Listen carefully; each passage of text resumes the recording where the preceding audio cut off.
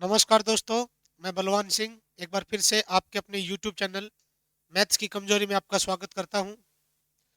हम परसेंटेज का टॉपिक लेके आए हैं। पहले हम थोड़ा सा बेसिक जानेंगे, उसके बाद हम सभी एग्जाम्स में आए सवाल करेंगे। ठीक है, तो सबसे पहले मैं आपको परसेंटेज का बेसिक बताऊंगा। आपको अर्थमेटिक की कमजोरी बताता हूँ। जब भी आप किसी सवाल को निकालते हैं ना, तो ये देखिए सवाल में दिया क्या है। जो चीज दे रखी है ना, उसको एक फ्रैक्शन से गुणा कर दो, आंसर मिल जाएगा आपको। अब मैं यहाँ पे जो बेसिक डिस्कस करूंगा, यहाँ पे जो बेसिक पढ़ाऊंगा, उसका रोल पूरे अर्थमेटिक में। ये नहीं कि जैसे परसेंटेज में है, सिंपल इंटरेस्ट में, कंपाउंड में ही है, या प्रॉफिट लॉस में ही है। मैं यहाँ जो चीजें डिस्कस करूंगा, खासकर ये चीज, एक तो प्रोडक्ट कांस्टेंट, एक प्रोडक्ट कांस्टेंट नहीं हो। आपको अभी तक टीचर ने पढ़ाया होगा कि दो चीजों का प्रोडक्ट कांस्टेंट है, लेकिन दो से ज्यादा चीजों का प्रोडक्ट कांस्टेंट हो, उस कंसेप्ट पे भी आगे सवाल बनाए जा सकते हैं।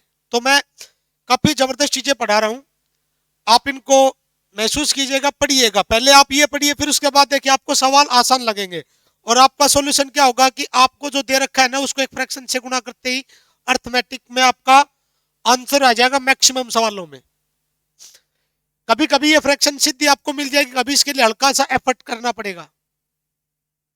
ठीक है, तो सबसे पहले मैं आपको ये बता देता हूं कि परसेंटेज होती क्या है। परसेंटेज कुछ नहीं, एक एजम्पशन है। एजम्पशन का मतलब मानी हुई चीज है। क्या माना हुआ है कि टोटल क्वांटिटी ना, जो कुल वस्तु है, उसको हम क्या मान लेते हैं, 100% मानते हैं। कुल वस्तु को कितना मान लेते हैं, 100% मान लेते हैं। ठीक है भाई, कोई भी टोटल क्वांटिटी उसको हम क्या मानते हैं, 100%। ठीक है, अब यहाँ पे मैं दो चीजों का जिक्र करूंगा, एक तो परसेंटेज का और एक फ्रैक्शन का।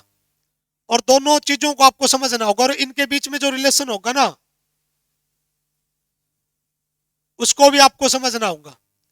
और फिर आपको ये टेबल है एक, ये आपको याद करनी होगी कि फ्रैक्शन की परसेंटेज वैल्यू याद रखनी है, परसेंटेज वैल्यू की फ्रैक्शन याद रखनी है। इससे आपकी कैलकुलेशन बहुत छोटी हो जाएगी। ठीक है, आप सवालों में कम कैलकुलेशन से भी आप सवालों को सोल्व कर सकते हैं। तो मैं परसेंटेज वैल्यू के बारे में बात करूंगा, फ्रैक्शन वैल्यू के बारे में भी। तो सबसे पहले मैंने क्या किया, परसेंटेज क्या होती है। परसेंटेज कुछ नहीं, एक अजम्पशन है। इसमें टोटल क्वांटिटी को क्या माना जाता है, 100%। ठीक है, इसमें टोटल क्वांटिटी को क्या मानते हैं, 100%। और फ्रैक्शन, फ्रैक्शन में टोटल क्वांटिटी को एक मानते हैं। फ्रैक्शन में क्या करते हैं, टोटल क्वांटिटी को एक मानते हैं। ये भी टोटल क्वांटिटी थी, ये कितनी, 100%। ये टोटल क्वांटिटी ये एक है। तो दोनों दोनों में रिलेशन बनाएंगे। रिलेशन कैसे बनेगा, जैसे हम कहते हैं कि 50% बराबर 1/2 कहते हैं। तो ये दोनों बराबर, इनमें रिलेशन है कि 50% को 1/2 लिखा जा सकता है। क्यों लिखा जाता है, इसका कारण भी बता रहा हूं अभी मैं। इनमें रिलेशन क्यों बन रहा है, तो मैंने क्या कहा है कि परसेंटेज में टोटल क्वांटिटी कितनी होती है, 100% होती है। और फ्रैक्शन में टोटल क्वांटिटी कितनी होती है, कि ये भी टोटल क्वांटिटी, ये भी टोटल क्वांटिटी। दोनों को कंपेयर कर लेंगे। दोनों को कंपेयर करेंगे तो क्या आएगा, 100% बराबर कितना आ जाएगा आपका, एक आ जाएगा। 100% एक आ गया। अब यहाँ पे एक बात और देखना, 100% बराबर एक आया तो एक इक्वेशन बनी है। क्या बनी, एक इक्वेशन। ठीक है, अब मैं ये लिख दू 6 = 6। अगर मैं इसको 2 से गुणा करूंगा तो इधर भी क्या करना पड़ेगा, 2 से गुणा, तभी इक्वेशन बैलेंस रहेगी। या यूं लगा लो 6 = 6। मैं इस तरफ 3 से भाग करूंगा तो इधर भी क्या करना पड़ेगा, 3 से भाग करना पड़ेगा, तभी इक्वेशन बैलेंस रहेगी। इसके अलावा मैं यूं कह दूं 6 = 6, अगर इस तरफ मैं 3 जोड़ रहा हूं तो इधर भी 3 जोड़ना होगा इक्वेशन को बैलेंस रखने के लिए। इस तरफ अगर 3 घटाऊंगा तो इधर भी 3 घटाना पड़ेगा इक्वेशन को बैलेंस करने के लिए। ठीक है, उम्मीद आपको ये चीजें समझ आ रही होंगी। क्यों बता रहा हूं, आप ये जल्दी समझेंगे अब। ठीक है, तो मैं पहले बात करता हूं।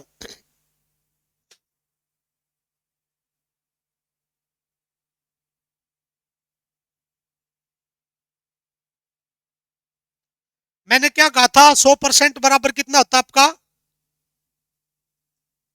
एक होता है। ठीक है, अब मैं कहूं 50% कितना होगा, मैंने क्या किया इधर, 50%। 100 से 50 बना है तो 150 कब बनेगा? 150% कब बनेगा? जब हम इधर 2 से डिवाइड करेंगे। हम इधर 2 से डिवाइड करेंगे, इधर हमने 2 से डिवाइड किया तो इधर भी क्या करना पड़ेगा? इक्वेशन को बैलेंस रखने के लिए 2 से डिवाइड करना होगा। तो 50% की ये परसेंटेज वैल्यू थी 50%, ये आपकी फ्रैक्शन वैल्यू आ गई। 50% की फ्रैक्शन वैल्यू क्या होगी? 1/2। आपको देखो परसेंटेज की फ्रैक्शन वैल्यू याद रखनी है और फ्रैक्शन वैल्यू की परसेंटेज वैल्यू याद रखनी है। अगर आप 1% निकालना चाहें यहां से, आपके टीचर बताते हैं ना कि परसेंट बराबर होता है 1/100। क्यों होता है? उसका कारण भी यही है। आप क्या करते हैं कि हर चीज के गुणा में क्या होता है? 1 होता है। जैसे मैं 5 लिखूं तो 5 क्या होता है? 1 गुणा 5। तो 100% है, इसके गुणा में भी 1 है, 1 गुणा 100%। अब मैं 1% को यहां रख लेता हूं, जैसे 100 उस तरफ जाएगा तो डिवाइड हो जाएगा। 1% की वैल्यू क्या आएगी? 1/100। ठीक है। और हम सिर्फ परसेंट भी लिख देते हैं ना, कई बार लिखते हैं परसेंट बराबर 1/100, तो उसका मतलब होता है कि 1% क्या होता है? 1/100 होता है। ठीक है। अब कोई आपसे ये पूछे 1/3 इसकी परसेंटेज वैल्यू क्या होगी? 1/3 इसकी परसेंटेज वैल्यू क्या होगी? तो 1 की परसेंटेज वैल्यू क्या होती है? 100। और यहां 1 को 3 से भाग किया है तो परसेंटेज वैल्यू को भी क्या करेंगे? 3 से भाग करेंगे। 100 को भी हम क्या कर देंगे? 3 से भाग करेंगे। 100 को 3 से भाग करेंगे, 33 कंप्लीट 1/3% आ गया। क्या आ गया आपका? 33 कंप्लीट 1/3% आ गया है। आपको याद रखना है 1/3 की परसेंटेज वैल्यू 33 कंप्लीट 1/3%। और 33 कंप्लीट 1/3% की जो फ्रैक्शन वैल्यू होगी वो क्या होगी? 1/3। आपको याद रखनी है टेबल, जैसे आप पहाड़े याद रखते हैं। ठीक है। इसी तरह से आपको परसेंटेज और फ्रैक्शन टेबल याद रखनी है। 1/4 कर दूं मैं तो ये 1 का कौन सा हिस्सा हो गया? चौथा। तो इसकी परसेंटेज वैल्यू क्या आएगी? 100 का चौथा हिस्सा, क्योंकि मैंने क्या कहा था? 100% बराबर 1।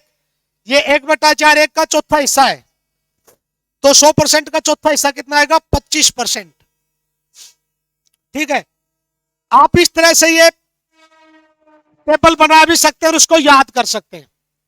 कोई आपसे यूं पूछे 2/5 की क्या होगी? तो 1/5 का कितना गुना है? 2/5। 100% का भी कितना गुना होगा? 2/5। 100% का 2/5 गुना कितना होगा? 5 से काटेंगे 20, 20 चौक 20 दूनी 40, 40% आ जाएगा। 2/5 की जो आपकी परसेंटेज वैल्यू होगी वो कितनी होगी?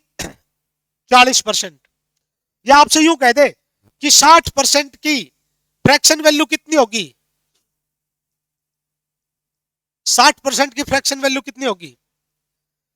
तो 100% की फ्रैक्शन वैल्यू कितनी होती है? 100% की फ्रैक्शन वैल्यू कितनी होती है? 1 होती है। 100% की फ्रैक्शन वैल्यू 1। 60 कर रहे हैं तो 60 कर रहे हैं तो इस तरफ इसको 100 को 60 बना रहे हैं तो इसको किससे भाग किया? 60/100 से गुणा कर दो जी। 60/100 से गुणा कर दिया तो इधर भी आपको क्या करना पड़ेगा? 60/100 से गुणा करना पड़ेगा। 1 0 से 1 0, 2 3 6, 2 5 10। तो 60% की फ्रैक्शन वैल्यू होगी, देखो यहाँ 100 से 100 कट गया, 60%। 60% की फ्रैक्शन वैल्यू होगी 3/5। तो आपको ये याद रखनी है। जैसे आप मैं बता चुका हूं कि कैसे बनानी है। अब आपको है ना ये याद भी रखनी है। आपको ये पढ़ना है कि 1/5 परसेंटेज वैल्यू है, फ्रैक्शन वैल्यू, इसकी परसेंटेज वैल्यू क्या होगी? 20%। 1/6 की 16 कंप्लीट 2/3%। कोई ये 20% की फ्रैक्शन वैल्यू क्या होगी? 1/5। 16 कंप्लीट 2/3 की 2% इसकी फ्रैक्शन वैल्यू क्या होगी? 1/6। 1/7 जो फ्रैक्शन वैल्यू है इसकी परसेंटेज वैल्यू क्या होगी? 14 कंप्लीट 2/7%। 14 कंप्लीट 2/7 परसेंटेज वैल्यू की फ्रैक्शन वैल्यू क्या होगी? 1/7। आपको दोनों चीजें याद रखनी है, फ्रैक्शन की परसेंटेज वैल्यू, परसेंटेज वैल्यू की फ्रैक्शन। ठीक है। 1/8 की 12 कंप्लीट 1/2%, 12 कंप्लीट 1/2% की फ्रैक्शन वैल्यू 1/8। इस तरह से आपको याद करते जाना है। कोई आपसे कहे कि 40 आप छोड़ो, आप 75% की फ्रैक्शन वैल्यू बताओ। 75% की इसकी फ्रैक्शन क्या बनेगी? इसकी फ्रैक्शन वैल्यू क्या होगी? तो देखो आप इसको कई तरीके से निकाल सकते हैं। आप सीधा याद भी रख सकते हैं 3/4, और आप इसको बना भी सकते हैं। कुछ कुछ वैल्यू ऐसी होंगी जिनको आपको बनाना होगा। कैसे? आपको मान लो 15% की फ्रैक्शन वैल्यू याद है, 15% की, 15 की भी नहीं है याद आपको, छोड़ो। आपको 5% की फ्रैक्शन वैल्यू याद है। 5% की फ्रैक्शन वैल्यू कितनी होती है? 1/20। मान लो आपको ये याद है, और नहीं है तो आप इसको डिवाइड कर दो 100 से। 5 एकम 5 20, 1/20। तो 5% की जो फ्रैक्शन वैल्यू वो 1/20 है, ठीक है। और आपको किसकी निकालनी? 75। कितना गुना हो रहा है? 15 गुना। तो इसका भी कितना गुना होगा? 15 गुना। अगर 75 बनाओगे ना इसको तो 15 गुना किया आपने, तो इधर भी 15 गुना कर दिया। अब ये कटते तो काट दो, 5 दिया 15, 5 चौक 20, 3/4। तो ये आपके पास है, टेबल है भाई। मैं दिखा देता हूं एक बार, आप स्क्रीनशॉट ले लीजिएगा। आप स्क्रीनशॉट ले लीजिएगा, मैं टेबल दिखा देता हूं। आप इसका स्क्रीनशॉट ले लीजिएगा और बनाना बता दिया है, ठीक है। ये आपकी टेबल है।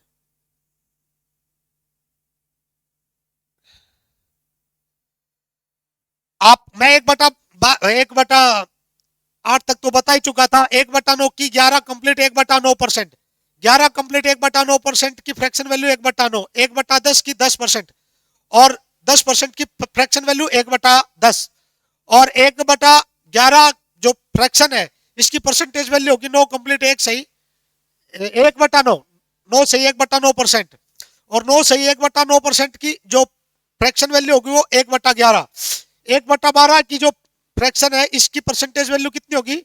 8 कंप्लीट 1/3%, और इसकी 1/12, 1/13 जो फ्रैक्शन है इसकी परसेंटेज वैल्यू क्या होगी? 7 कंप्लीट 9/13%, और 7 कंप्लीट 9/13% की फ्रैक्शन वैल्यू 1/13, 1/14 की 7 कंप्लीट 1/14%, और 7 कंप्लीट 1/14% की फ्रैक्शन वैल्यू 1/14। ये इस तरह से दे रखी है, आप इसका स्क्रीनशॉट ले लेना, आप इसका स्क्रीनशॉट ले सकते हैं। ये सारा इसी तरह से। अगर आपको 1/5 की याद है ना तो आप 2/5 की, 1/5 की आपको याद है, स्क्रीनशॉट ले लेना भाई, स्क्रीनशॉट ले लेना, ठीक है। ये टेबल याद करने के लिए। अब लिखा हुआ है 1/5 की, आपको पता है।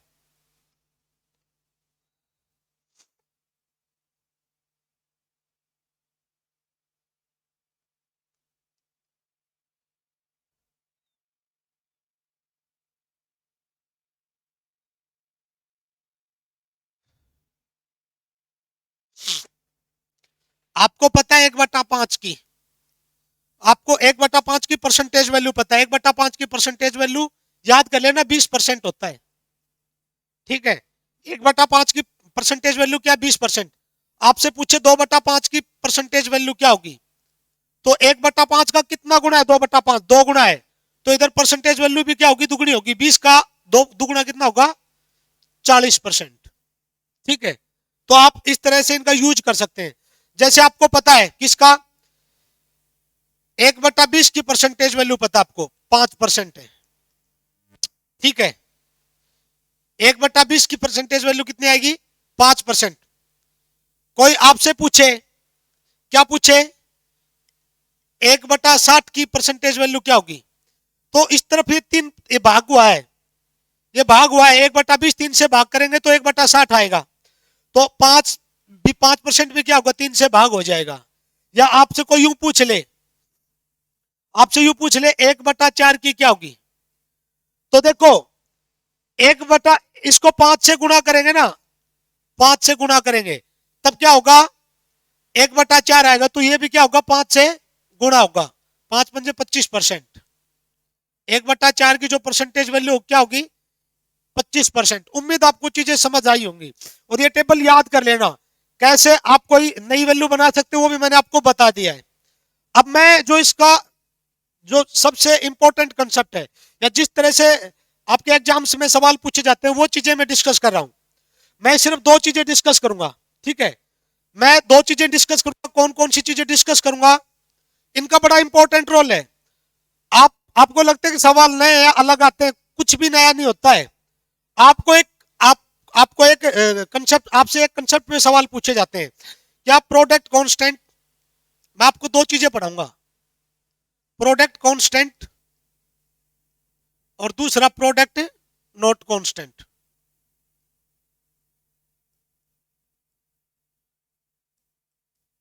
प्रोडक्ट नॉट कांस्टेंट,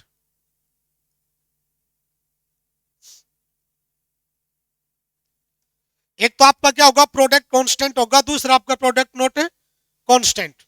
तो जो प्रोडक्ट कांस्टेंट का मतलब क्या है, देखो मैंने लिखा हुआ यहाँ पे प्रोडक्ट इज कांस्टेंट।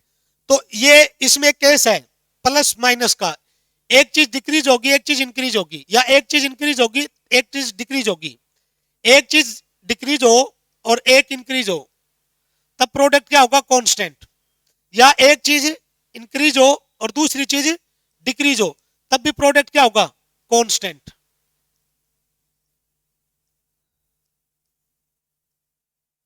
आपने क्या किया, एक चीज को डिक्रीज किया दूसरी को इंक्रीज किया, प्रोडक्ट कांस्टेंट। एक चीज को इंक्रीज करे दूसरी को डिक्रीज करे, कांस्टेंट। ये हमने दो नंबर का लिखा है, लेकिन प्रोडक्ट कांस्टेंट दो से ज्यादा नंबर का भी हो सकता है। और इस पे भी सवाल बन सकता है, आप कहोगे सर दो पे क्यों बनता है, तीन पे क्यों नहीं बनता है। तीन तीन पे लिमिटेड सवाल बनेंगे, जैसे कैसे वॉल्यूम क्या होता है क्यूबॉइड का, घनाभ का आयतन, लेंथ ब्रेड्थ और हाइट। अभी आपसे इस पे सवाल पूछा जाता है, वो वॉल्यूम में चेंज पे सवाल पूछा जाता है, बट वॉल्यूम में चेंज में सवाल नहीं पूछे। और वो क्या कहते हैं कि वॉल्यूम तो कांस्टेंट है, लेंथ बढ़ गई इतना परसेंट, और फिर ब्रेड्थ ब्रेड्थ नहीं कहेगा, फिर वो इसमें क्या देगा, एक और कंडीशन देगा, एक और कंडीशन देगा। मैं इस पे ऐसा कुछ सवाल भी बना दूंगा कि इस पे टिपिकल सवाल कैसे बनाया जा सकता है, या टिपिकल तो नहीं होता कोई भी सवाल मैथ में, अगर आपको कंसेप्ट आता है तो किस तरह से इस पे सवाल बनेगा वो मैं बता दूंगा, ठीक है, वो लास्ट में बताएंगे।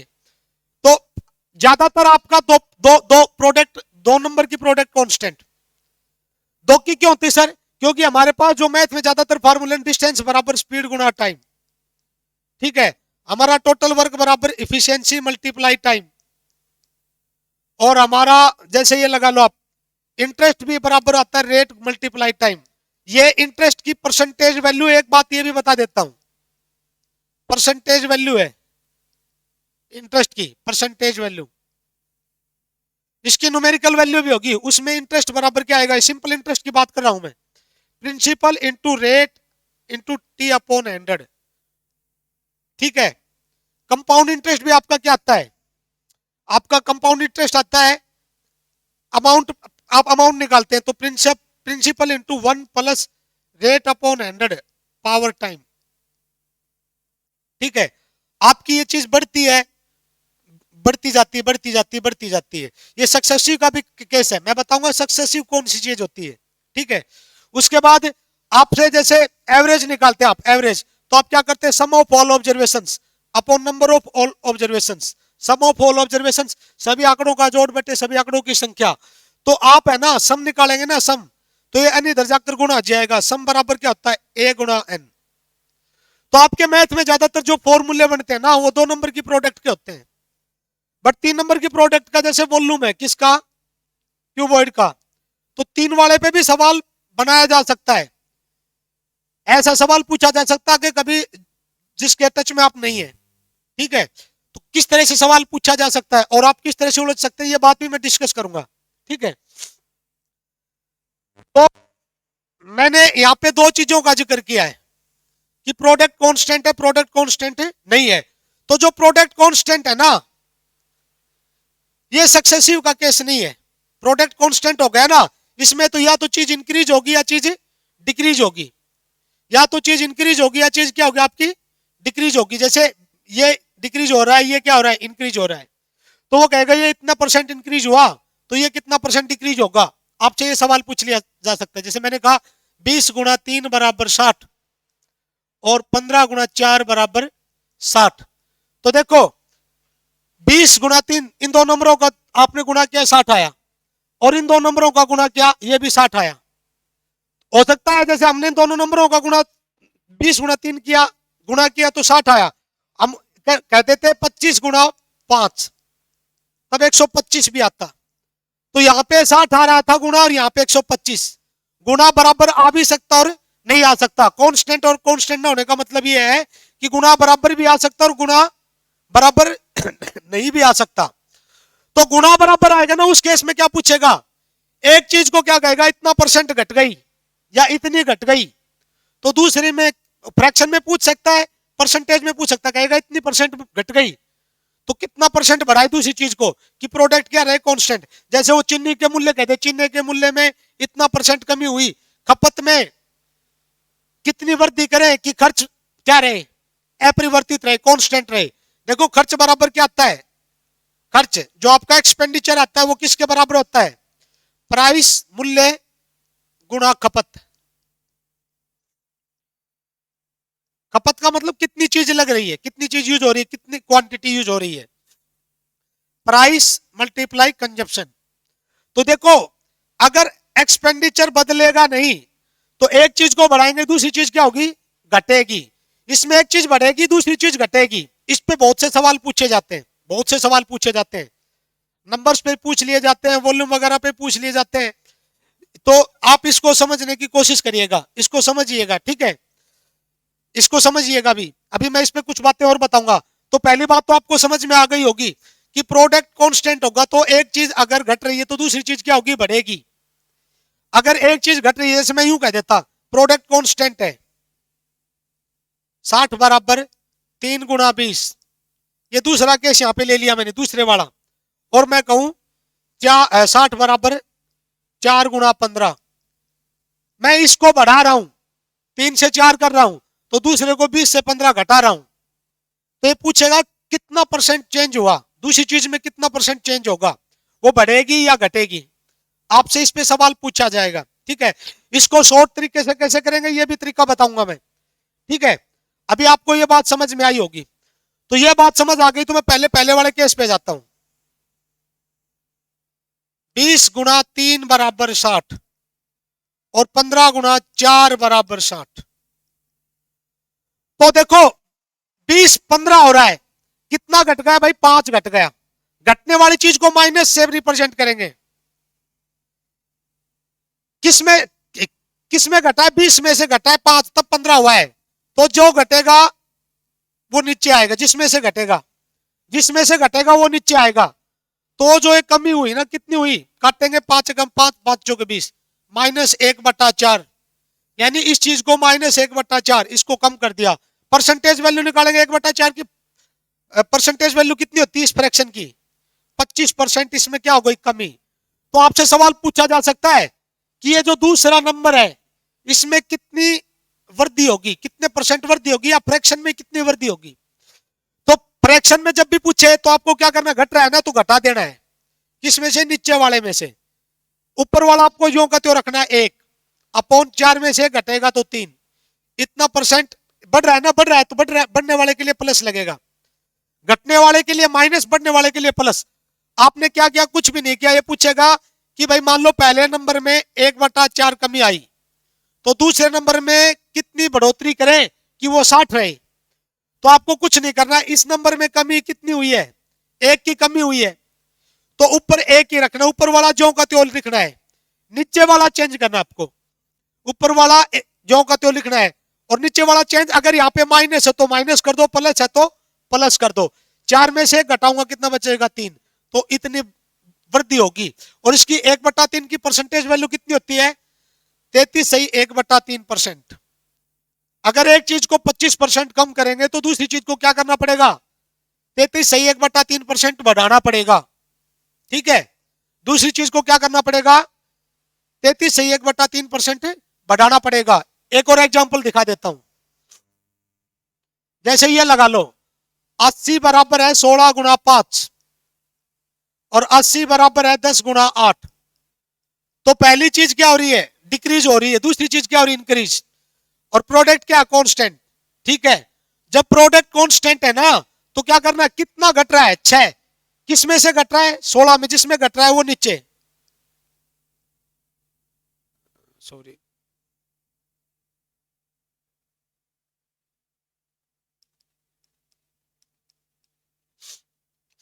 कितना घट रहा है, 6।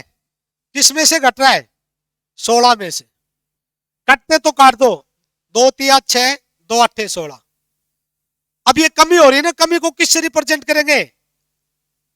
माइनस से। अब कहेगा कितना कितना बढ़ाएं, और ये पूछे कितना परसेंट बढ़ाए, तो 1/8 की परसेंटेज वैल्यू याद रखना आप। 1/8 की परसेंटेज वैल्यू क्या होती है?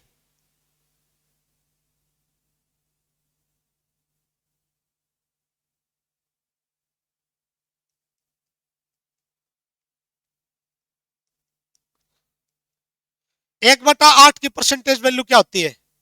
12 कंप्लीट 1/2%। ठीक है, 12 कंप्लीट 1/2%। ये 3/8 1/8 का कितना गुना हो रहा है? 3/8 हो रहा है 1/8 का 3 गुना। तो परसेंटेज वैल्यू भी क्या होगी? 3 गुना। 12 या 36। और फिर क्या आपका 1/2 का भी 3 गुना होगा। क्यों होगा 1/2 का? कि जैसे हमने लिखा 12 सही 1/2 को हम क्या लिख सकते हैं? 12 प्लस 1/2। ठीक है, ये ऐसे लिखी जाती है मिक्स फ्रैक्शन। मिक्स फ्रैक्शन की डेफिनेशन होती है, क्या होती है? कि complete number plus proper fraction. तो जो तीन इस तरफ 3 गुना हुआ तो इस तरफ भी 3 गुना होगा। 3 गुना होगा, इसका 3 गुना करेंगे तो इसका 3 गुना करेंगे तो क्या होगा? डिस्ट्रीब्यूटिव प्रॉपर्टी लग गई। एक बार तो इससे गुना होगा और एक बार इससे, तो 12 या 36 प्लस 3/2। अगर ये इम्प्रॉपर आ जाए और प्रॉपर ना आए 3/2, तो आपको क्या करना है? कुछ नहीं करना है। 36 2 से डिवाइड करना है। 3 को 2 से डिवाइड करोगे 1, 36 और 1 37। देखो 3 को 2 से डिवाइड करेंगे कितना आएगा? 1। 1 इस 36 में जोड़ देंगे 37, और डिवाइड करने के बाद रिमाइंडर बचेगा ना, उसको ऊपर लिख देंगे। और ये 3/8 की परसेंटेज वैल्यू होगी। कमी हुई 37 से 1/2%। 37 कंप्लीट 1/2%। तो कहता है बढ़ोतरी कितनी करें? तो बढ़ोतरी क्या करेंगे? कितनी बढ़ोतरी होगी? आपको कुछ नहीं करना है, ऊपर वाला ज्यों का त्यों लिखना है। वृद्धि होगी तो प्लस लिखेंगे, और क्या करेंगे? नीचे वाला चेंज करना है। 8 में से 3 घटाएंगे 5। तो 1/5 की परसेंटेज वैल्यू कितनी होती है? 20%। 3/5 की कितनी होगी? 60%। ठीक है, या आप डायरेक्ट भी याद रख सकते हैं। 3/5 की परसेंटेज वैल्यू कितनी होती है? 60%। तो एक में अगर 37 से 1/2% कमी होगी, तो दूसरे में क्या हुई है? 60% वृद्धि हुई है। उम्मीद आपको ये चीज समझ आई होगी। अब मैं इसको उल्टा करके बता देता हूं, एक बार उल्टा करके बता देता हूं।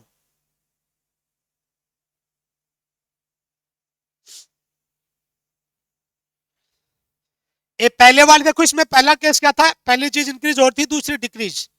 यहाँ पे पहली इंक्रीज होगी, दूसरी डिक्रीज। ये केस है पहली चीज इंक्रीज हो, दूसरी डिक्रीज।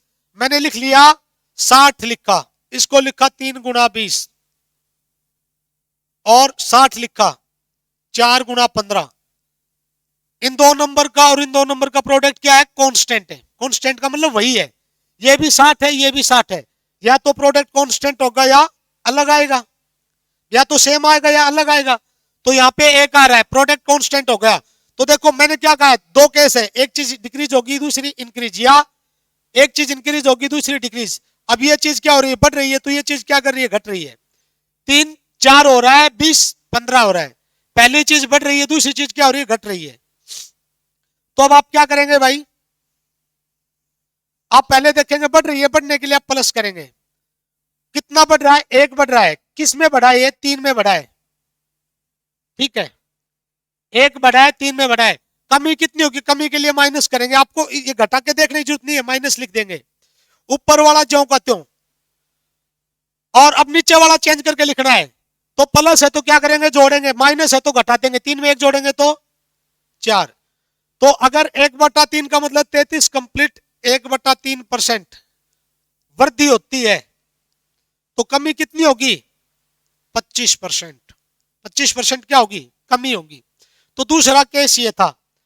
तो प्रोडक्ट कांस्टेंट है, इसका आपको समझ में आया होगा। मैं एक सवाल भी बता देता हूं। मैं कह देता हूं चीनी के मूल्य में,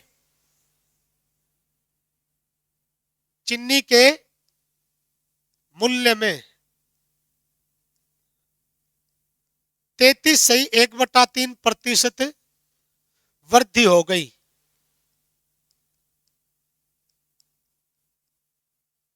ठीक है, तो खपत में कितने प्रतिशत कमी करें, कितने प्रतिशत कमी करें कि खर्च अपरिवर्तित रहे।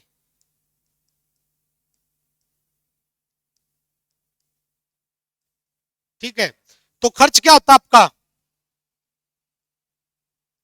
मूल्य गुणा खपत। इंग्लिश वाले बच्चे भी दे सकते हैं, the price of sugar is increased by this percent. ठीक है, if price is increased by 33 complete, इस price of sugar is increased by 33 complete 1/3%, then how much,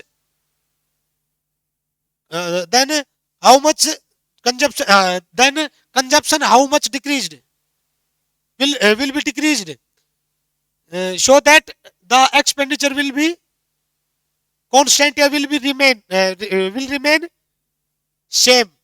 ठीक है, आपसे ऐसे सवाल पूछा जाएगा, खर्च क्या हो गया, मूल्य गुणा खपत, एक्सपेंडिचर आ गया आपका प्राइस गुणा कंजप्शन।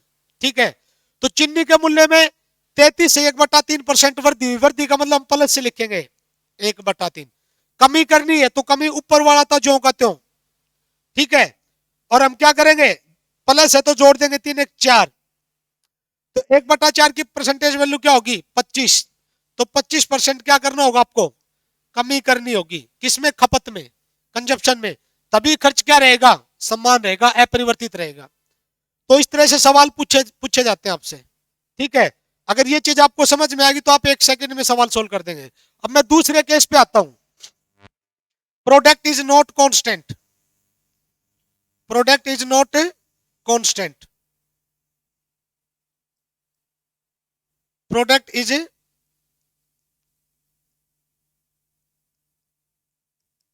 Not constant. इस पे काफी सवाल पूछे जाते हैं, इस पे भी काफी सवाल पूछे जाते हैं।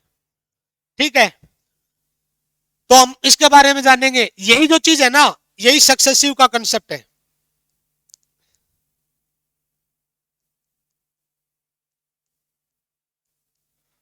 और आपको सक्सेसिव कंसेप्ट है ना,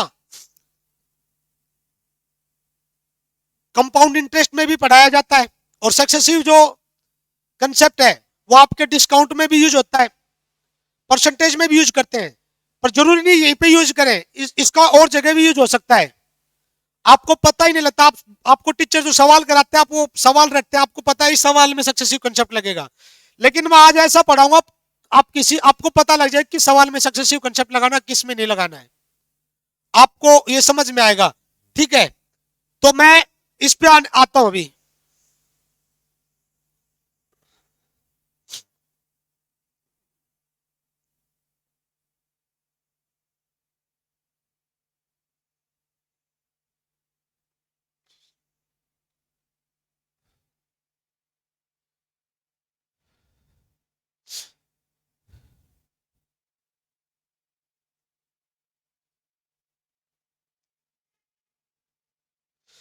प्रोडक्ट इज नॉट कांस्टेंट, इस केस में ना चीजें गुणा और भाग होंगी।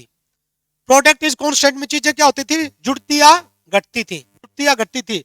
लेकिन प्रोडक्ट कांस्टेंट नहीं, उस केस में क्या होंगी, चीजें गुणा और भाग होंगी। जैसे मैंने कहा 2 नंबर 10 गुणा 6, इनका गुणा कितना गया 60, फिर मैंने 2 नंबर की गुणा की, किसकी, 12 और 8 की, ये आ गया 96। इस बार जो प्रोडक्ट है ना, इसका प्रोडक्ट कितना है 60, इसका कितना है 96। प्रोडक्ट कांस्टेंट नहीं आया, यहाँ पे प्रोडक्ट कांस्टेंट नहीं आया। ठीक है, तो चीजें क्या होंगी, गुणा भाग होंगी, क्या होंगी, गुणा भाग। वो या तो ये पूछेगा इसमें कितना परसेंटेज चेंज आया। ठीक है, एक तो ये पूछ सकता है कितना परसेंटेज चेंज आया, जब वो ये पूछेगा ना कितना परसेंटेज चेंज आया, यही सक्सेसिव कंसेप्ट होगा, यही क्या होगा आपका सक्सेसिव कंसेप्ट होगा।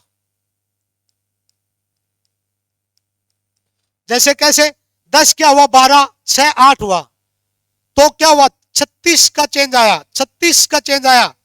भाई देखो 60 क्या बन गया 96, तो 36 का चेंज हुआ, किस में हुआ है, 60 में, तो कितना परसेंट हुआ, 6 6 36, 6 दाई 60, ठीक है, वो आप इससे कर देते कोई बात नहीं, 6 6 36, 6 दाई 60, तो आप 6/10 भी लिख लो।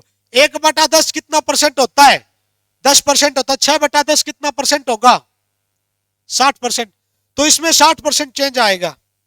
और ये जो 60% चेंज आएगा ना, ये सक्सेसिव कंसेप्ट है। इसको आप कैसे निकाल सकते हैं, इसको निकालने के लिए आप ये भी देख सकते हैं, 10 क्या हुआ, 12 हुआ, 6 कितना हुआ, 8 हुआ, 6 कितना बना दिया हमने, 12, और 10 को हमने क्या बना दिया, 8। मैं यहां पे ऊपर लिख देता हूं एक बार, 6 को आपने, 10 को आपने क्या बनाया, 12, और 6 को कितना बना दिया, 8, तो देखो ये कितना बनेगा, 60, और ये कितना बनेगा, 96, तो चेंज आएगा। यही आपका सक्सेसिव कंसेप्ट है। अब आपसे टीचर इस वाले को इस तरफ कटवाते हैं, कई बार इस वाले को इस तरफ से कटवाते हैं, कहते हैं एक दूसरे की तरफ उनको काटना है, क्यों काटते हैं वो कारण भी देखिए, ठीक है।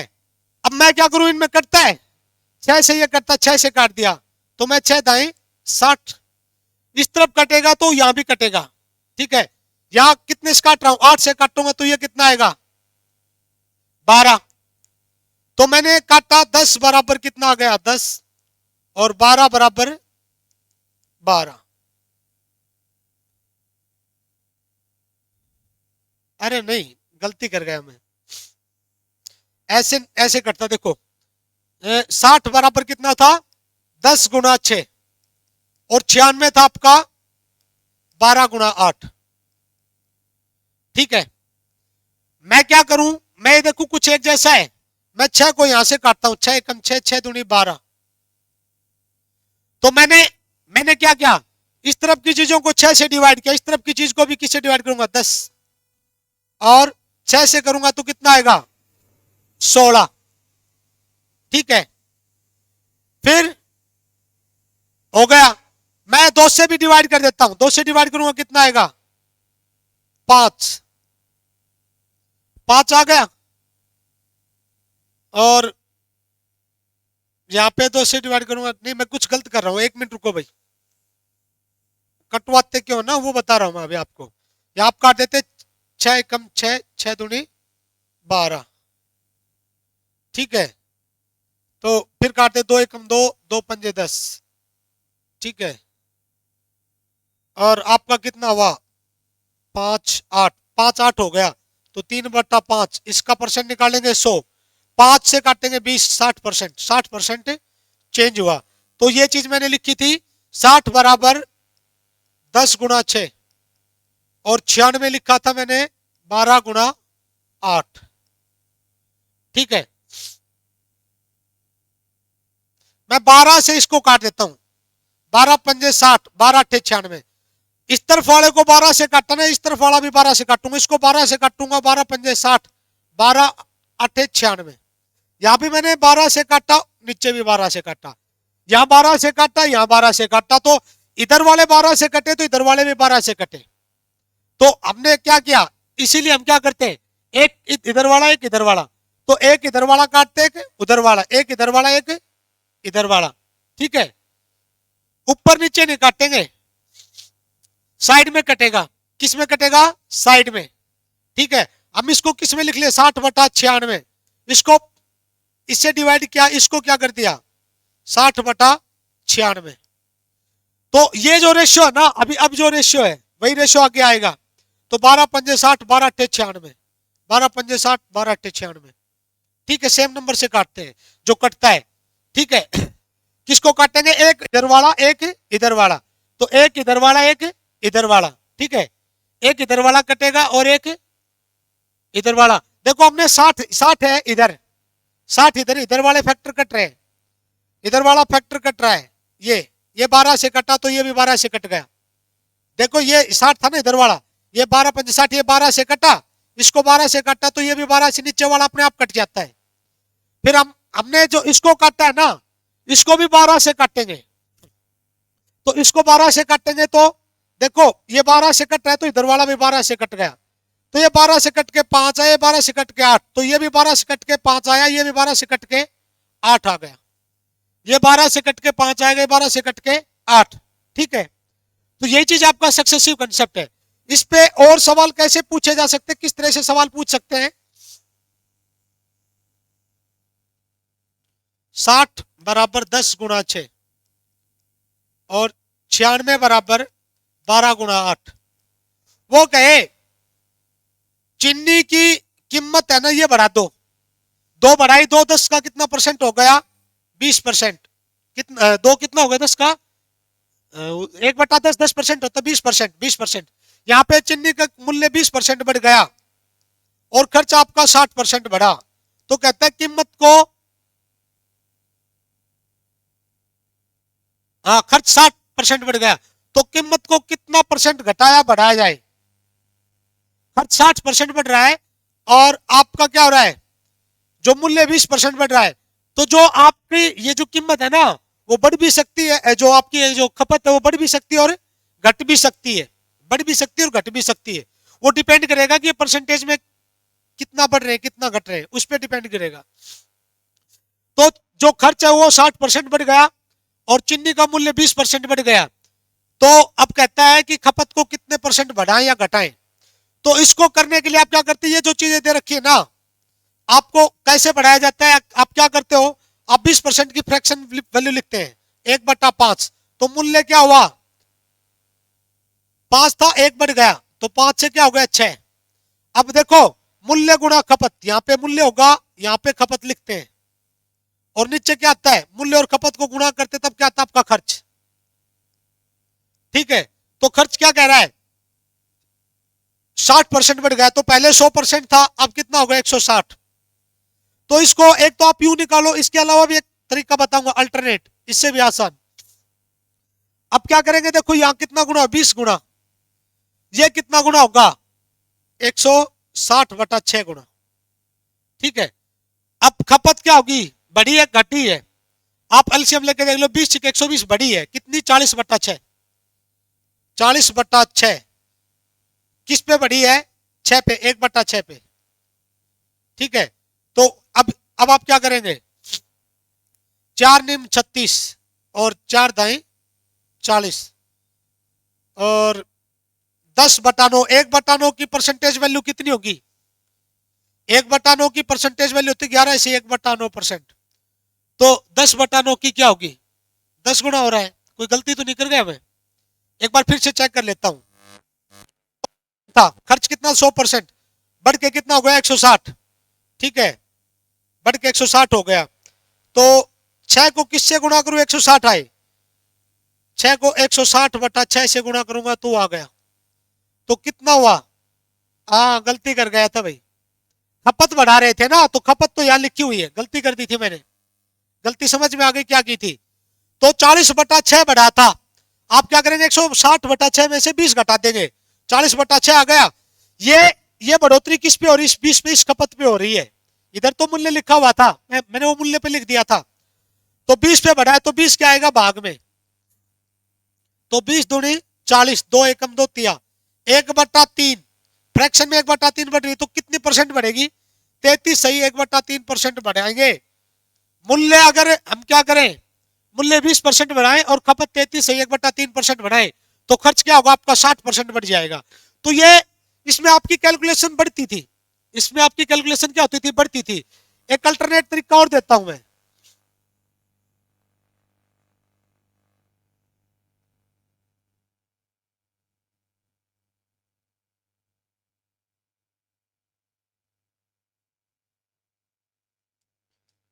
इसका एक अल्टरनेट तरीका और दूंगा, मैं जब सवाल कराऊंगा तभी देता हूं। ठीक है, इसका एक अल्टरनेट तरीका दूंगा जब मैं सवाल कराऊंगा तब। अगले वीडियोस में सवाल आने स्टार्ट हो जाएंगे अगले वीडियो में। ठीक है, एक बात, क्योंकि क्लास लंबी हो रही है तो मैं अभी इसको जल्दी खत्म करने वाला हूं बस। ठीक है, अब एक दो चीजें और बता देता हूं छोटी छोटी, फिर उसके बाद अगली क्लास स्टार्ट होगी हमारी, उसमें सवाल आएंगे। ये केस भी आप समझ लेना कि डिक्रीजिंग डिक्रीजिंग, देखो प्रोडक्ट कॉन्स्टेंट नहीं होगा तो दोनों चीजें इंक्रीज हो सकती हैं और प्रोडक्ट कांस्टेंट नहीं होगा तब दोनों चीजें डिक्रीज भी हो सकती है। जैसे मान लो ये घट गया, ये बढ़ेगा तो दोनों चीजें क्या होंगी, इंक्रीज होंगी, और ये क्या होगा, घटेगा तो दोनों चीजें डिक्रीज भी हो सकती हैं। इसके अलावा भी केस है, वो भी मैं डिस्कस कर रहा हूं।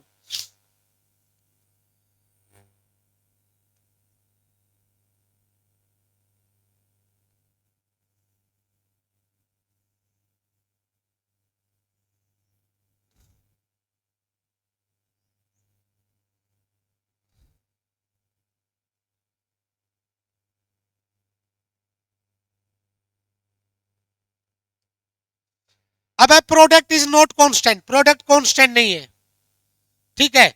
इसमें इसमें दो केस और भी हैं। क्या क्या केस है, पहला केस दूसरा केस।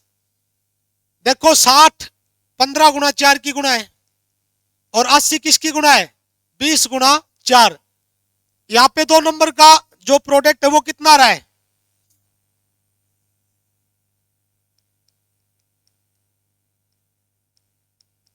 यहां पे दो नंबर का प्रोडक्ट 60, यहां पे 80। तो प्रोडक्ट कांस्टेंट नहीं है, मतलब समान नहीं है, बराबर नहीं है, एक जैसा नहीं है, स्थिर नहीं है। तो देखो अगर एक चीज में कोई बढ़ोतरी ना हो तो फिर क्या होगा, यहां पे जितनी परसेंटेज बढ़ोतरी होगी ना उतनी परसेंटेज यहां पे होगी, जितनी फ्रैक्शन यहां पे बढ़ रही है ना उतनी फ्रैक्शन यहां पे बढ़ेगी, ठीक है। जैसे इसका रेशियो क्या आएगा, 3/4, तो यहां भी 3/4। तो ये क्या हुआ, 3/4 की फ्रैक्शन फ्रैक्शन है, इसकी परसेंटेज वैल्यू क्या होगी, 75% बढ़ोतरी। अगर ये कह दे कि खर्च 75% बढ़ जाए और आपका जो खपत है ना वो बिल्कुल ना बढ़े, वो स्थिर रहे, तो कहेगा कि एक्सपेंड आपका जो प्राइस है वो कितना परसेंट बढ़ेगा या घटेगा। तो प्राइस इस केस में ये बढ़ रहा है तो बढ़ेगा ही, घट रहा है तो घटेगा, ठीक है। कितना परसेंट बढ़ा यहाँ पे 75% बढ़ रहा है, तो यहाँ भी कितना बढ़ेगा, 75%, ठीक है। एक केस ये था। दूसरा केस क्या आपका, दूसरा केस आपका ये था, 60 बराबर क्या है, 15 गुना 4, और 50 बराबर 10 गुना 5। इस केस में क्या हो रहा है, प्रोडक्ट है ना कांस्टेंट नहीं है, तो एक बार क्या हो रही है, चीज घट रही है, एक बार बढ़ भी रही है।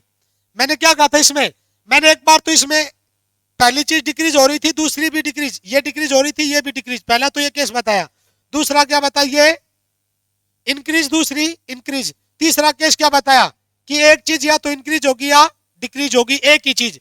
यहां पे ये चीज क्या होगी, कांस्टेंट, कांस्टेंट। फिर उसके बाद मैंने क्या बता रहा हूं, उसके बाद मैं बता रहा हूं कि एक चीज इंक्रीज और दूसरी डिक्रीज, या इसी से आप समझ लेना कि एक चीज इंक्रीज हो रही है दूसरी डिक्रीज, या पहले डिक्रीज हो रही है दूसरी इंक्रीज, इसी एग्जांपल से समझ लेना, ठीक है। तो अब यहाँ पे क्या हो रहा है, एक चीज डिक्रीज हो रही है दूसरी इंक्रीज, और ये फिर क्या हो रहा है, डिक्रीज हो रहा है, और हो सकता है इंक्रीज भी हो जाए, ठीक है। इतना आप अब समझ जाएंगे अब, ठीक है। तो हम क्या कर रहे हैं कि यहाँ पे कितना बढ़ा, घटा है, कितना घटा, 10 घटा, किस पे, 60 पे। 10 60 पे घटेगा 1/6, 1/6 जो फ्रैक्शन, इसकी परसेंटेज वैल्यू कितनी होगी, 1/6 की 16 कंप्लीट 2/3%, ये आपकी परसेंटेज वैल्यू होगी 1/6 की। आप कर लेना, 60 में से 50, ये जो 50 हुआ तो 10 घटा है, किस में, 60 में 10 कम हुआ तब 50 आया, तो जो जिसमें चेंज हो नीचे आएगा 1/6। 1/6 की जो परसेंटेज वैल्यू क्या होगी, 16 कंप्लीट 2/3%। और यहाँ पे क्या हो रहा है, 5 कमी हो रही है, किसमें, 15 में, तो कितना आएगा, 1/3। 1/3 की क्या परसेंटेज वैल्यू होती है, 33 कंप्लीट 1/3%। तो कहता है कि चिन्ह के मूल्य में 33 से 1/3% कमी आ जाए, और जो है ना खर्च 10% कम हो जाए, तो खपत क्या होगी, बढ़ेगी या घटेगी। एक चीज बढ़ रही है, दूसरी दूसरी चीज क्या होगी, ये हमने घटाई है, तो ये क्या किया हमने, ये हमने कम किया खर्च, तो ये क्या होगा, बढ़ भी सकता है और घट भी सकता है, घट भी सकता है। हमने वो केस तो बता दिया कि दोनों चीजें, ये भी घट जाए ये भी घट जाए, तो भी ये जो ये चीज घट सकती है, वो तो हम पहले डिस्कस कर चुके हैं। अब हम वो केस डिस्कस कर रहे हैं कि ये चीज क्या हो, घटे तो ये चीज क्या होगी, बढ़ेगी, या ये चीज क्या हो, बढ़े तो ये चीज क्या होगी, घटेगी। ठीक है, तो कितना घटेगा अब ये बताना आपको। इससे आपको क्या दिया है, 16 कंप्लीट 2/3%, ऐसे आपसे सवाल पूछा जा सकता है। ठीक है, अब मैं सक्सेसिव कंसेप्ट के बारे में कुछ एग्जांपल और लूं। मैंने वहां पे 2 नंबर की सक्सेसिव, 2 नंबर वाले में बताया था 2 से ज्यादा में। अब क्या हो, 120 बराबर 2 गुणा 3 गुणा 20 और आपका 600 कितना है, 4 गुणा 5 गुणा 30। ठीक है, ये जो 120 है ना, प्रोडक्ट है कितने नंबर की, 3 नंबर की, 1 2 3, और ये 600 3 नंबर की प्रोडक्ट है, 4 5 30। ठीक है, इन 3 नंबर का प्रोडक्ट ये, इन 3 नंबर का प्रोडक्ट ये, तो ये क्या नहीं है, कांस्टेंट नहीं है, बराबर नहीं है। बराबर नहीं होगा तो ये नंबर चेंज होगा, या तो बढ़ेगा या घटेगा। ठीक है, जो परसेंटेज चेंज होगा वही सक्सेसिव है, वही क्या है, सक्सेसिव। तो अब देखो ये 600 क्यों हो रहा है, 2 बढ़ के क्या हो रहा है 4, 3 बढ़ के क्या हो रहा है, 2 बढ़ के 4 हो रहा है, 3 बढ़ के कितना हो रहा है 5, और 20 बढ़ के कितना हो रहा है 30। तो आप गुणा करते हैं, 20 दिया 60, 60 दूनी 120, ये आपका पहला नंबर मिल गया। इधर की गुणा करोगे तो 30 पंजे 150, 150 को 4 से गुणा करोगे तो 600। और आप क्या करते हैं, इधर वाले से काटते हैं, जीरो से आप क्या करोगे, इधर वालों से, तो आप क्या करोगे, जीरो से जीरो काट दो, 2 दूनी 4 काट दो, 3 से 3 काट दो, तो क्या बचेगा 1 5। तो इसका रेशियो भी 120 है, कम 120 पंजे। क्यों काट रहे हैं, देखो हमने क्या किया, इधर 10 से डिवाइड कर रहे हैं, इधर 10 से डिवाइड कर दिया, 10 कट गया, यहां 10 से डिवाइड किया तो यहां भी 10 से किया। अब इधर भी क्या करेंगे, 10 से डिवाइड करेंगे 10 से, फिर उसके बाद 2 दूनी 4 इधर भी है, 4 इधर भी है, 4 से इसको डिवाइड किया तो 4 से इसको डिवाइड कर दिया, तो 4 को इससे डिवाइड करेंगे, 4 दिया 12, और 4 से डिवाइड करेंगे तो 15। अब देखो अब क्या होगा, अब यहाँ पे 5 दिया 15 बच रहा है 3, 3 से 3 कट गया, 3 से डिवाइड किया तो यहां भी 3 से डिवाइड करेंगे 1 और 5। तो इसलिए इधर वाले काटते हैं इक्वेशन की वजह से। ठीक है, तो उम्मीद आपको सक्सेसिव कंसेप्ट समझ में आया होगा। सक्सेसिव कंसेप्ट क्या है कि इनकी प्रोडक्ट से ये नंबर मिला। देखो हमने लिया 120, किस किस की प्रोडक्ट है, 3 नंबर की, 2 गुणा 3 गुणा 20, और आपका 600 क्या है, 4 गुणा 5 गुणा 30। तो ये प्रोडक्ट है इन 3 नंबर की, और ये प्रोडक्ट इन 3 नंबर की। प्रोडक्ट कांस्टेंट नहीं, सक्सेसिव केस है। तो यहाँ पे कुछ चेंज आएगा, या तो ये बढ़ेगा या घटेगा। वो बढ़ेगा घटेगा किसकी वजह से, 2 चेंज हो रहा है 4, 3 चेंज हो रहा है 5, 20 चेंज हो रहा है 30, इसकी वजह से। तो 2 चेंज होकर कितना हो गया 4, 3 चेंज होकर कितना हो गया 5, और आपने इस चीज को ऐसे लिख दिया 20 चेंज होकर कितना हो गया 30। अब इनकी गुणा करेंगे तो क्या आता है 600, और इनकी गुणा करेंगे 20 या 60 दूनी 120। आप काट भी सकते थे, 3 से 3 काट देते, 2 दूनी 4 से काट देते, इधर 1 बच गया, इधर 5, 120 है कम 120 पंजे 600। ठीक है, एक 4 का भी केस देख लो। और कितने भी नंबर की प्रोडक्ट है, अगर प्रोडक्ट कांस्टेंट नहीं है ना, वही चीज क्या होगी, सक्सेसिव होगी। चाहे 10 नंबर की प्रोडक्ट हो, अगर वो कांस्टेंट नहीं है तो वो चीज क्या होगी, सक्सेसिव। तो मैं 4 का केस दिखाता हूं। 120 बराबर 2 गुणा 3 गुणा 4 गुणा 5, और 360 कितना हो गया, 3 गुणा 4 गुणा 5 गुणा 6।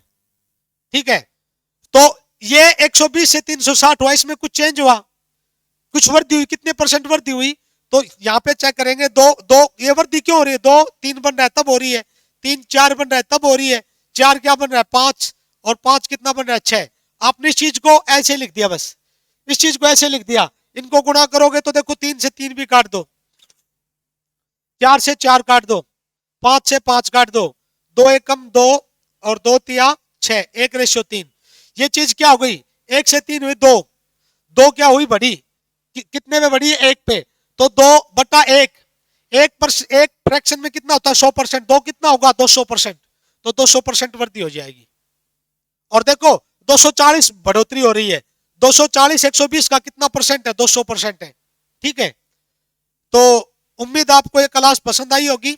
मैंने कुछ बेसिक्स का जिक्र किया है, अब मैं जब भी सवाल सोल्व करूंगा ना, ये बेसिक आप पढ़ लेना, मैं हमेशा कहूंगा सवाल में जो दे रखा है ना वो लिखो और उसको एक फ्रैक्शन से गुणा करनी है, आपको आंसर मिलेगा। अगले वीडियो में मैं यही दिखाऊंगा कि जो दे रखा है उसको फ्रैक्शन से गुणा करो, आपको क्या मिल जाएगा, आंसर मिल जाएगा। पहले आप ये बेसिक पढ़ना जो मैंने पढ़ाया है, उसके बाद आप सवालों पे आना, ठीक है। तो चैनल को सब्सक्राइब कीजिए, शेयर कीजिए, ठीक है, ज्यादा से ज्यादा बच्चों तक पहुंचाइए। बिल्कुल हटके यूनिक पढ़ाया जाएगा। आप पूरा परसेंटेज पढ़ना, आप एक बार परसेंटेज पढ़ लेंगे ना, दोबारा आपको बार बार मॉक टेस्ट या किसी की किताबें लगाने की जरूरत नहीं है। एक बार पढ़ना, आपको बार बार क्रैश कोर्सेज खरीदने की जरूरत नहीं है, ठीक है। जो चीजें बताई है इनको मतलब समझना आप एक बार, और उसके बाद सवाल करेंगे, ठीक है। सवालों की प्रैक्टिस कराऊंगा मैं हमेशा। सवाल कैसे, सवाल में जो दे रखा है उसको लिखूंगा और उसको एक फ्रैक्शन से गुणा करूंगा। कई बार वो फ्रैक्शन बिल्कुल आसानी से बनेगी, कई बार हल्का फुल्का एफर्ट करना पड़ेगा, ठीक है। हल्का फुल्का एफर्ट होगा, कोई ज्यादा नहीं होगा। हम कोई ट्रिक्स टाइप्स नहीं पढ़ेंगे, किसी भी तरह की ट्रिक्स टाइप्स नहीं पढ़ेंगे हमने ये बातें पढ़ी है, पढ़ेंगे बस, ठीक है। अगले वीडियो में मिलते हैं।